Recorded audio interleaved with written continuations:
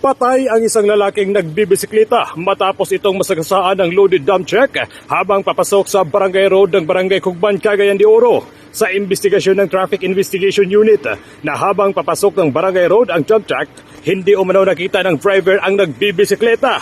Unang nakalagkad ang siklista dahil tumama sa bumper ang manubela hanggang napunta sa ilalim at nalatayan ng gulong.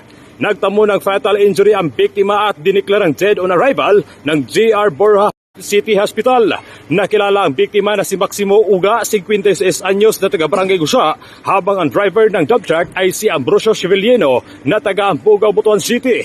Kasong reckless imprudence resulting to homicide ang inihanda ng mga otoridad laban sa driver ng dump truck.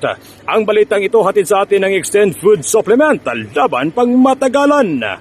Ito si Kaki 5 Charlie Pere para sa Kampiyon sa Balita, Serbisyo Publiko at Katuwaan sa Cagayan de Oro, 89.3 K5 News FM.